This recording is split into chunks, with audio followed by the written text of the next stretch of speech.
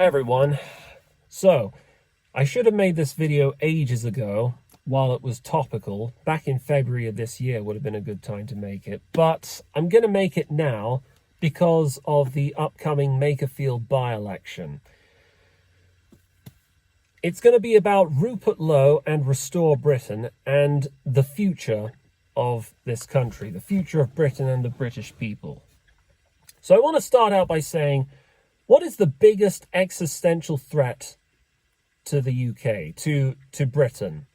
The economy is in ruins right now. The job market is an absolute shambles. My younger brother, he has a degree in mechatronics from the University of Liverpool, and he's fired off, hundreds of applications to different companies all around the world.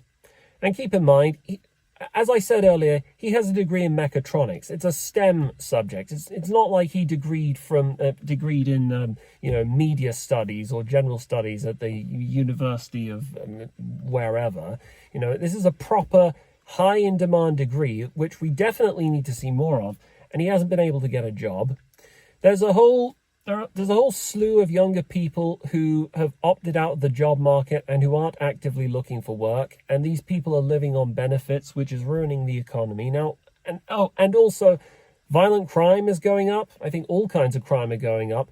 Crime is becoming so common that it's a known fact now that, certainly in parts of London at least, the police aren't even bothering to crack down on it. They don't even bother to investigate. I can't remember the exact figures off the top of my head, but I think I remember reading somewhere that less than 10% of all burglaries in London get investigated.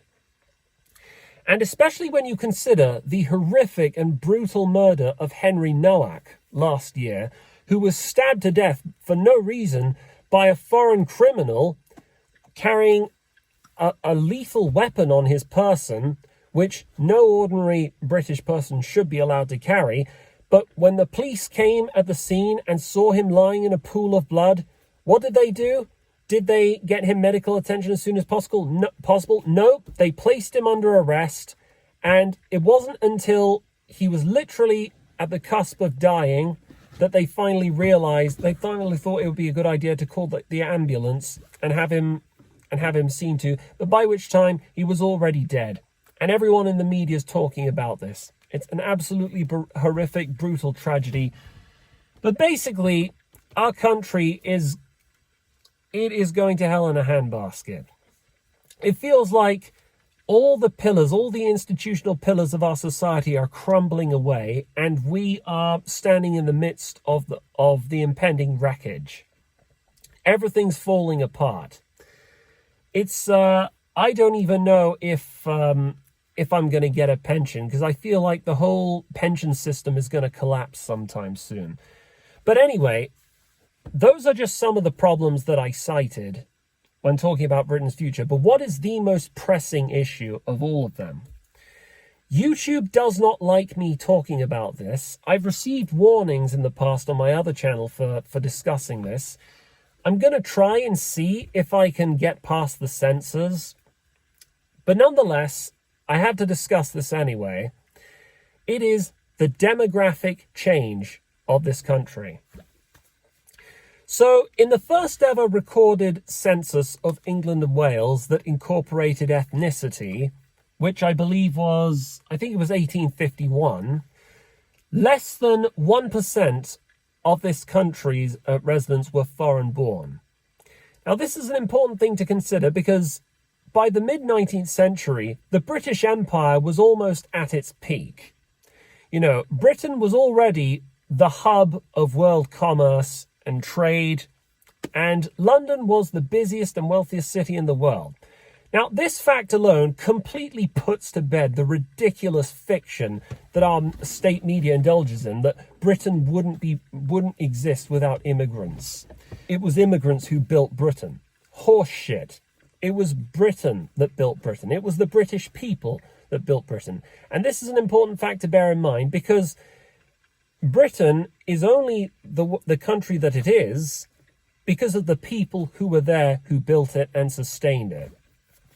A country without its without its demographic constituents, its natives, its indigenous people, is nothing more than a landmass. So let's get that clear out the way. And what appears to be happening, based on the statistical data that we've been observing throughout the past decades, through every subsequent national census that's been released, is that the share of the majority ethnic white British population has been declining. And this is a decline that began in the 1940s when we started getting immigrants from the Windrush, and it's carried on at a steady pace throughout the latter half of the 20th century, and then it rapidly accelerated in the late 1990s under Tony Blair, and it rocketed upwards under Cameron, and then it reached a fever pitch under Boris Johnson in the 2020s, also known as the Boris wave. Now, off the top of my head, I can't recall exactly what the share of the autochthonous British population is currently, but I believe it's somewhere between 70 and 80%. But make no mistake, the writing is on the wall. At some point, if nothing is done to reverse this trend which we're experiencing, us Brits, British people, we will become an ethnic minority in our own country. And there's some variation as to when this will happen. I believe Oxford professor of demographics David Coleman, he guessed that it would be, I think, the year 2060, somewhere thereabouts, is the year where this would happen. But then again, people like Matthew Goodwin, Professor Matthew Goodwin, who is now a running candidate for Reform, he has also said pretty much the same thing. Now, the fact that this could happen in any country at all, is completely unacceptable. Just on the principle of it. Why would you want to imposition that kind of change on any country? It's not fair. I mean, most people agree. Even as somebody who likes America as a country, I've met a lot of Americans. I have American friends. I think it's a great tragedy that the share of Native American Indians who used to be there before the Pilgrim Fathers came over, they are a minuscule minority share of the nation. And I don't even know if there are any pure-blooded Cherokees or Native American tribes that are still around. But honestly, it's a tragedy what happened to them. You know, the fact that they had their children forcibly taken from them and taken into Christian boarding schools and were forced to adapt to the new ascendant white Anglo-Saxon Protestant culture.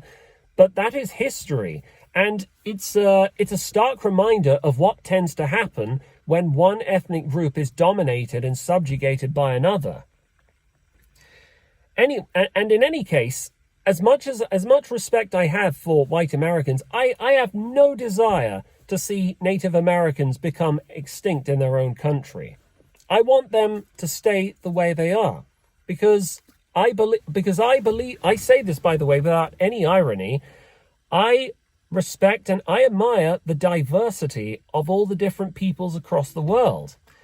And the only way that we can maintain and respect that diversity around the world is certainly by letting people come and go at a manageable and sustainable pace. Because the dynamic nature of the global economy now means that a lot of people essentially amount to transient, free-flowing capital, and this means that there will be tens of thousands or hundreds of thousands of people going across borders, etc. And that's not necessarily in and of itself a bad thing, but the problem is it's all happening by design. These people who are coming into our country ostensibly for the purposes of being skilled workers or working for keeping our NHS afloat, or whatever the bullshit excuse of the day is, they're not leaving. They're bringing their own families with them. People, especially people from India and Pakistan, they're coming over here. They're settling in large numbers.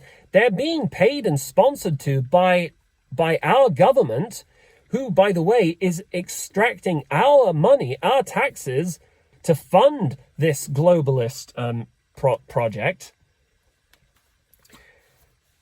And if we so much as complain about it, we're called racists, we're called bigots, we're called fascists, xenophobic. We run the risk of losing our jobs if we talk about this, if we challenge the idea that it's an unqualified good. And I think that's totally unacceptable. And I say this I say this without any malice. I don't necessarily hate the hundreds of thousands of people that are pouring into this country year upon year, but I love my country. I love what my country has accomplished throughout its history. I feel immensely proud to be an Englishman. This country's my home. I've been to other countries before. I've been to America, I've been to Canada, I've been to France.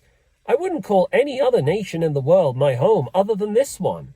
I was born in Hounslow, London. I've spent most of my life in Surrey. Currently I live on the Isle of Wight, but I will remain until the day I die. Until the day I die, I will remain an Englishman. And the people coming here, do you get the overall impression that they have the same sentimental attachment or sense of stewardship to this land that we do? Do they have any sense of emotional investment in this land? Do you think that when they look upon the history books and they see historic photographs of, say, working class factory workers wearing flat caps and dungarees, or school children, all of whom have pale white complexions or green eyes or blue eyes, brown hair, ginger hair, or whatever it is, do you think that they feel any sense of kinship or connection? I'm being rhetorical, obviously, but the answer's an unequivocal no. These people are not British. They almost certainly don't see themselves as British, and I think it's obvious to everyone by now, no matter how many times our state media loves to tell us otherwise. Because our state media loves to urinate on our heads and tell us it's raining. They will tell us on the one hand that Britain wouldn't exist without diversity. They talk about our football team and how so many of our champion Premier League footballers are all people from ethnic minority backgrounds. They talk about how that they exaggerate the accomplishments and the feats of people from not homogeneously British backgrounds, and talk about them as though we as a nation wouldn't exist and never did without their input. It's like to them, Britain didn't even exist until 1948. It's like all of the entire historical continuity of the British Islands just wasn't a thing until the end of the Second World War. And it's utter madness. But anyway, that is the real threat that is the real existential threat that we Brits face. This is our homeland and we're losing it. We're losing it in so many other ways. I mean, concurrently, in accordance with the fact that we are becoming a smaller and smaller share of the population, all these other problems that are affecting our society appear to be happening, and there appears to be a causal link. There's a breakdown in social trust. Nobody really knows who their neighbors are anymore.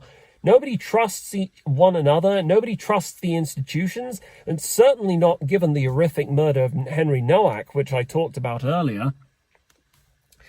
But we're seeing an increased presence of armed police force. We're seeing things like metal steel bollards in the middle of the towns, which never used to, in the middle of cities like London and Manchester, which we never used to see, which never used to be there. We're seeing armed police wander around, which again, it used to be a stereotype about our police forces that they would never carry any weapons at all other than a wooden truncheon. We're seeing, and there's all this new batshit legislation about how you can't buy a knife from Amazon for health and safety. I mean, just today, in fact, while I was visiting a client, I had to go and buy some razors, some disposable razors for one of my clients. And the guy behind the counter, he asked me for my ID. And this is just for some bloody disposable razors. Does he think that I'm going to grab these razors and go around like a maniac and start slashing people's throats? I mean, it's absolutely ridiculous. And yet that is where we are. Essentially, what we're all beginning to realize is that our society is beginning to collapse under the weight of its own ideological contradictions. It's becoming increasingly apparent that the state cannot maintain law and order without force, without mass surveillance. Why else do you think that they're trying to implement digital ID? Do you think it's a coincidence? Tony Blair, he's been demanding digital ID since the early 2000s. And it was under his tenure as Prime Minister that mass immigration started to get ramped all the way up to 11. And to be honest, I think this is more or less the unstated purpose of mass immigration. It's not just to render us autochthonous British people a minority in our own homeland, but it's to allow the scope and the remit of the state's authority to grow so that it can manage and control anything and everything that it wants without any checks or balances. Because you cannot maintain law and order over a diverse multicultural country without force. Because there's no sense of kinship. There's no sense of community among people when they are not of the same ethnic or racial stock. I mean, if you need any evidence of this, just look at most of the countries of Latin America. Look at Brazil. Look at, look at Argentina, Brazil. Look at South Africa, for Christ's sake. South Africa used to be a relatively prosperous and thriving nation, at least up until the late 80s and early 90s. But ever since Mandela, the so-called Rainbow Nation, it's completely broken apart. Last I remember, I think for a time it was the murder or rape capital in the world. I think it's the most economically unequal country in the world. And there's a phenomenon that exists over there called load shedding. And for those of you who don't know, I found out about this because I had a mate on Discord who told me about this. They do not have the resources, and their society has broken down to such an extent where they cannot afford to keep the lights and the electricity on 24 hours a day because the institutions don't work. Nobody trusts each other. Everyone in politics is just there to grab their own, to get a piece of the pie, to pilfer the state resources. So they have to have electricity running at certain hours, at certain times in the day, and then it switches off. Now, this is absolutely unthinkable. This is a country that used to be a first world country, if you can believe that. But that's what happens when a country becomes more and more increasingly diverse. It breaks down. And that's not the future that we Brits deserve. We Brits, we are a unique and special race. I say this without any poetic or literary flair. We are the nation that single-handedly catapulted the entire world into the 20th century with our technological Promethean gifts upon mankind. We invented the steam train. We devised all kinds of ways to allow people to live on an electrical power grid. So many of the technological conveniences of the modern age, which we all take for granted, who were they built by? It wasn't by minority Brits. It wasn't by the Windrush generation or the Indians or Pakistanis who live in the industrial northern towns, if you can believe that. No, it was built by us. It was built by us because we are the historic heartland of the Industrial Revolution. And only we're the ones who built these things, and we're the only ones who can maintain them. We and the rest of us Northern Europeans. So what happens when people globally, what happens to us Northern Europeans when we no longer retain a dominant share in the governance and proceedings of our own countries? Does anyone want to hazard a guess? Well, it's obvious what will happen. The writing's on the wall. Just look at South Africa. Look at Zimbabwe. Look at how in Zimbabwe they have $1 trillion banknotes. They never used to be anything like that before Robert Mugabe, back when Zimbabwe was the nation of Rhodesia, because the world is composed of different races and different peoples. And the nature of human evolution, I believe, is such that not everyone has acclimatized historically to the same environment.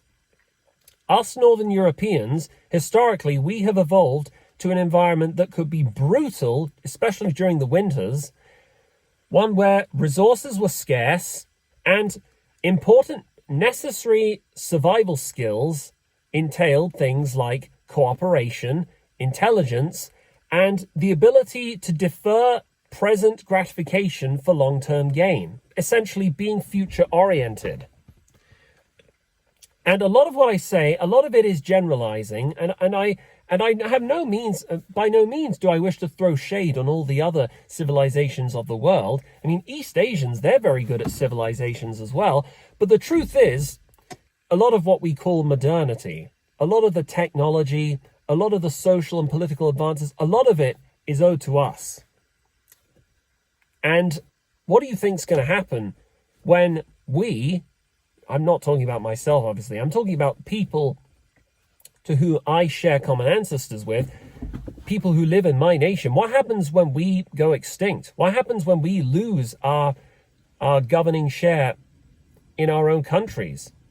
Well, the world is going to fall apart. It's going to absolutely go to shit. And in a lot of ways, we're already witnessing this happen in real time. So many things are going wrong. It's an absolute travesty, and none of it is happening by consent, by the way. There has never been a point at any time in our history, certainly not in my lifetime, where any presiding political party there's never been a time where any presiding political party went to the public and said, we're going to hold a vote on whether you would like us to import millions and millions and millions of foreigners from God knows where into your communities. And we want to know what your thoughts are on this. Because for some reason, this whole policy, despite it being bipartisan, despite the Labour and the Conservatives both historically having had committed to it, nobody ever asked for it. And the public's opposition to this policy has been consistent throughout the 20th century and even now. In the late 1960s, there was one memorable politician by the name of Enoch Powell who delivered his infamous Rivers of Blood speech, in which he prophesied that unless mass immigration was curtailed, mass immigration from places like India and Pakistan, Britain would collapse and turn into a cesspit, and it would resemble a horrific vision like that of the River Tiber foaming with much blood. See, he never actually said the phrase rivers of blood, but that's what the Rivers of Blood speech references when he talks about that. Anyway, Enoch Powell, he was a supremely gifted and highly perceptive and intelligent man. I think he was one of the youngest brigadier generals in the army, certainly during the war against the Nazis. He was a man well after his time. He knew that the writing was on the wall. We should have heeded his warning, but we didn't. And it's gotten so much worse since then. That was back in 1968. What does the country look like now? Well, we have a young boy who was brutally stabbed to death, and instead of saving his life, instead of taking the time to investigate and see what had happened to him, the police landed him in handcuffs and watched him die when they could have saved his life. We have entire generations of young children whose lives have been ruined and ripped apart at the seams by these monsters from India and Pakistan and Bangladesh who have sexually abused them for generations and treated them like filth. And every avenue of help and succor they turned to, they had the door shut in their face. The social services ignored them. The police ignored them and dismissed them as child prostitutes. Even in cases where literally their own family members tried to go and rescue them from these pimps, from these rapists, they themselves, the parents of the children who were raped, they were arrested and thrown in prison. This has been happening for decades, and up until recently, there just hasn't been any demand to address this horrific crime against humanity. And going back on the subject of Rupert Lowe and Restore Britain, I want you to know that when Rupert Lowe says that this crime, that the rape gangs that have plagued our nation and abused our young girls, is similar to that of the Holocaust, or it is like that of the Holocaust, I agree 100% with every word he said. In some ways, I might even go as far to say that it's worse than the Holocaust. Because everything that happened under the Holocaust happened in the context of a war. And I'm not condoning any of this, by the way. But what's happening to us, it's purely self-inflicted. It's all been allowed to happen. It's all been swept under the rug by an evil, transnational, single-minded, self-centered clique, self-centered, evil, single-minded cabal of internationalists, of elites, who would happily sell our own country, our own children down the river, just to make a profit, just so they can feel good about themselves, no matter the cost. And it makes me absolutely sick. It makes me so violently sick, and then it just makes me exhausted because there hasn't really been anything resembling justice in response to these crimes. Yes, there have been arrests. Yes, there have been sting operations. But we are well past the point where we think that the justice system can fix anything. Especially not when you consider what's happened recently with people like Hadush Kabatu, who was literally less than 2 weeks fresh off the boat when he arrived in Epping Forest, and then he decided to go around and sexually assault 2 young girls, and then he got released from prison. What was it? Just a few weeks after, by mistake, apparently, as if we're supposed to believe that. And he just wandered around London like in some kind of Sacha Baron Cohen comedy film. This whole country's a joke. Actually, it's not a joke, because if it were a joke, it would be funny. But it's not funny. It drives me to both incandescent rage, it drives me to apoplexy, and then to exhaustion and fatigue. Just the whole system is pressing down against you. If you're an ordinary patriotic Englishman or Englishwoman and you love your country and you want to see it survive, and the whole system is pressing down on top of you, not like an albatross over your neck, more like a giant deadweight that you just can't shake off.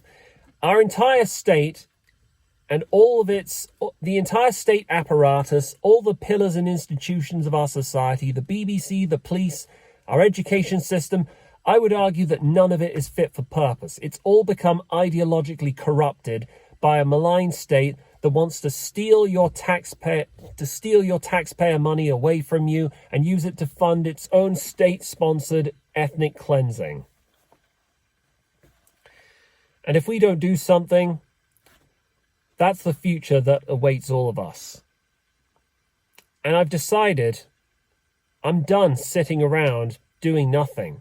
I'm done scrolling across, doom scrolling across Twitter, reading the news with abject, sheer disbelief. I'm sick of having the same repeated cycles of anger, emotional dysregulation, then exhaustion, where I have to open up YouTube and watch something different so that I get distracted. I want to do something to help save this country.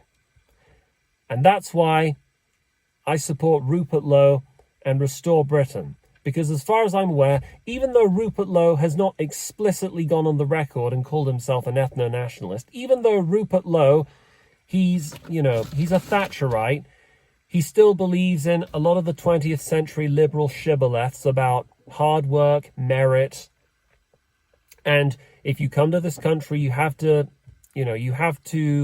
contribute in a lot of ways. Even though he says that, deep down, I think his heart is in the right place, and he is secretly on board with our message, whether he acknowledges this openly or not. Because a lot of Restore Britain's membership have views similar to mine. I know this for a fact. A lot of us, and also, unlike Nigel Farage, unlike that posturing twat, Nigel Farage, that shameless, narcissistic grifter, who's only in it for his own image, who only just wants to look pretty and posture to the general public so he can steal their votes and be king for a day, but not actually do anything to address the fundamental root of the problem. I believe Rupert Lowe, as a man, he is the one we need. He will save this country. Because as a person, he is quite easily the highest caliber politician in all of Westminster. And I'm aware, saying this, the highest quality man of all of Westminster, I'm aware that that is an extremely low bar, given the quality of people we have in Westminster. The vast, and this is no exaggeration, the vast, vast majority of people in Westminster, the kindest thing I can say about them is that they need to be chucked in prison. There are less kind things I'd like to say, and there are more drastic measures that I feel one ought to resort to redress the historic grievance. But for the sake of keeping this video on YouTube, and for the sake of me not getting a community strike, I won't say any more. But I'm sure you guys can figure out what I'm really thinking. If we even had 9 or 10 other people like Rupert Lowe in Parliament, or certainly imagine having somebody like Rupert Lowe in our cabinet, in running this country, I'd say we have a fighting chance of preventing Britain from turning into a third world cesspit. Because Rupert Lowe is an extraordinary man. Even if you take a cursory glance at his life and what he's done, and the things he's done, especially since he became a public figure, especially since he became an MP for Great Yarmouth, you'd be blown away by how one man alone can achieve all that. He is, let's look at that. Let's look at him as a person. He is morally unimpeachable. He is a man of good character. He doesn't take a monthly salary as an MP. I mean, he's rich enough to afford being a public representative without needing the money anyway, but he donates his monthly salary as an MP straight to charity. Does Nigel Farage do anything like that? Of course not. Ever since he's been appointed as a member of the Public Accounts Committee, which I bet the Conservative parties regretted as soon as they did that, as soon as they assigned that role to him, he has been ruthlessly, relentlessly holding the civil service and the political bigwigs in charge of this country. He has been putting them in the hot seat. He's been grilling them with questions. And we're all beginning to be gradually exposed, little by little, to just how incompetent, how stupendously incompetent and corrupt and not fit for purpose our political class are. He has been firing off FOI requests at the government like they were coming out of a helicopter machine gun. In fact, he fired off so many FOI requests that one prominent FOI request website actually banned him, if you can believe that. Now, that's a real story. They literally banned him for asking too many questions. It's like the state of our country. I don't even think that Trey Parker and Matt Stone, the writers of South Park, I don't even think they could have envisioned a future of Britain that is any more absurd than what we have currently. We live in a clown world country, but in times like this, you need real heroes. men of resolve, men of character, men who believe in what they stand for. And I do believe, and I don't exaggerate when I say I believe Rupert Lowe is one such character. And that is why I'm committing myself to Restore Britain, because Restore Britain is Rupert Lowe's political vehicle. Rupert Lowe alone, he is, in a nutshell, the entire qualitative difference between Nigel Farage's Reform and Restore. Speaking of Reform, is there a single person in the Reform Party who isn't or wasn't at some point a Tory defector? Do you not see how more than half of Nigel Farage's shadow cabinet is basically just members of the former Conservative Party cabinet? People like Suella Braverman, Robert Jenrick, Nadine Dorries, or bloody hell, Nadeem Zahawi, that former lockdown champion. And of course, I didn't even talk about Nadine Dorries and how she was the de facto co-sponsor of what we now have, the much dreaded Online Safety Act. That was all her doing. And Nigel Farage is not a serious political statesman. He's not a true statesman at all. He's just a cynical opportunist. He's in this because he has a pathological desire for admiration and attention. He loves having his name plastered all over the papers, and if you look at his career through history, you'll notice that a pattern emerges. Every time there is somebody in his party who appears to outdo or come close to excelling him, who appears to be more politically competent or shrewd than he is, or who appears more endearing to the public than him, the same thing happens. He dismisses them from the party. He stabs them in the back. He's done this to so many other political operatives in his party. He's done this to Godfrey Bloom. He's done this to Catherine Blakelock. He's done this to Ben Habib. And, of course, he's done this to Rupert Lowe. But finally, this time, he made a mistake. Because he betrayed and left Rupert Lowe in the lurch. He had him publicly sacked from the party and even went so far as to accuse him of bullying and harassing two female members of staff, thinking that this would be it. This would damage and devastate his political career. But he was wrong. Rupert Lowe has triumphantly emerged from the ashes. He's now started his own political party, and if you've ever spent any time on social media, you'll see that the momentum for Restore Britain and Rupert Lowe is unlike anything I've ever seen. All the people I've seen, it doesn't matter whether you're white nationalists, whether you're English conservatives, whether you're just nostalgic for Britain in the late 90s, it doesn't matter what your beliefs are, even if you're vaguely centre-right to extreme right, everyone seems to be on board Rupert Lowe and the Restore train. And I, honestly, even now, I struggle to believe how just one man alone could have pulled this all off. I remember even going back to the council elections, when Rupert Lowe decided that he was only going to contest the 10 council seats in Great Yarmouth and none of the others.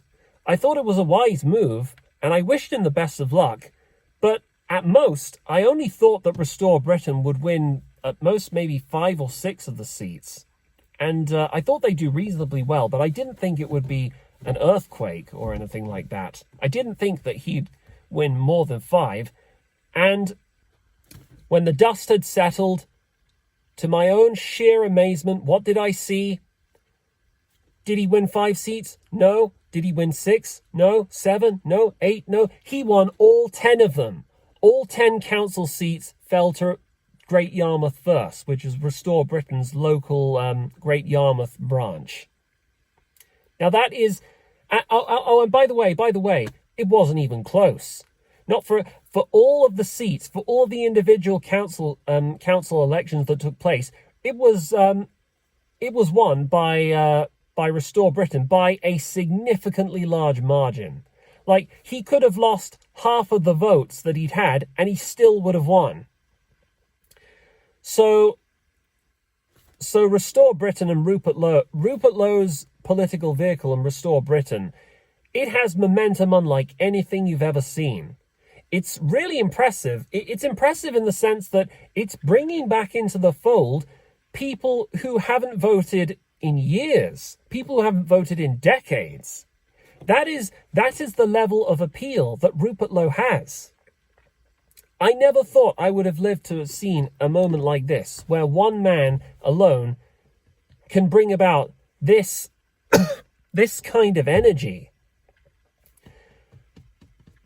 to national politics, that he could energize and galvanize the youth, because make no mistake, it's definitely the younger generation who are singing his praises, but it's not just the younger generation, because I once attended a Restore Britain branch meeting in the Isle of Wight a couple of months ago, and I saw it was mostly middle-aged people, so fathers, mothers, and grandparents there too.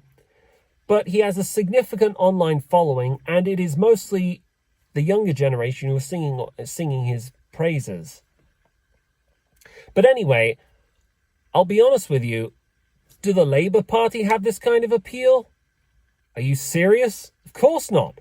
No, I don't think a single person likes the Labour Party anymore. The Labour Party, we may well be witnessing the very last Labour Party in our country's history. I did make a video a couple of months ago where I talked about how I was certain that Keir Starmer was going to resign soon, but I appear to have been wrong. I need to change my prediction. I don't think Starmer is going to resign.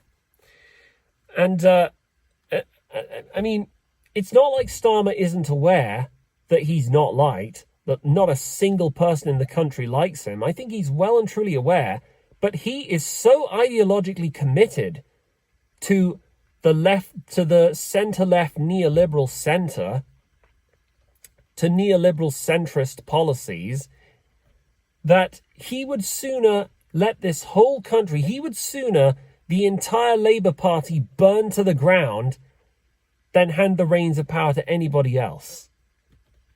I'm amazed, to be honest, I'm amazed that he's even allowing Andy Burnham to run as a candidate in the Makerfield by-election. Anyway, speaking of the Makerfield by-election, I am 100% throwing my weight behind Rebecca Shepherd as a candidate. I'll admit, she doesn't strike me as the most shrewd and politics-savvy operator. Neither does Robert Kenyon anyway, but she's a local woman. She's a sweet local woman from Wigan who wants to help her community improve. Rupert Lowe alone, he has vetted her and deemed her fit to represent the party in Makerfield. And honestly, if she's good enough for Rupert Lowe, then she's good enough for me. And there's a lot riding on this upcoming by-election.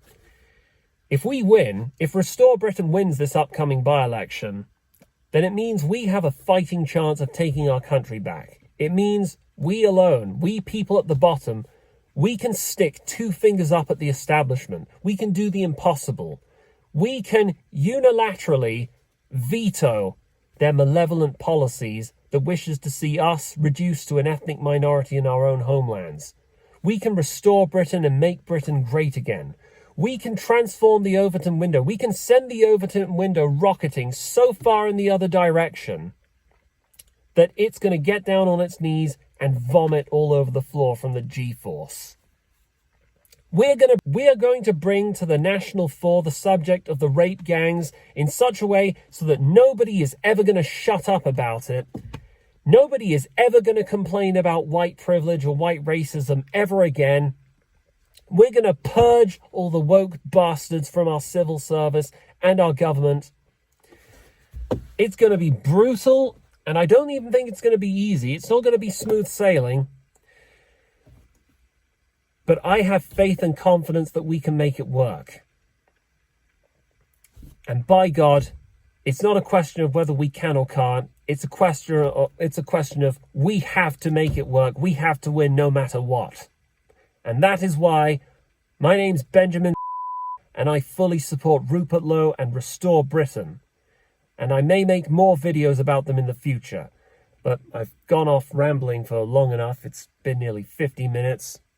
But anyway, I'm going to have plenty more to say about this. Anyway, this has been Tracking. You guys take care, everyone.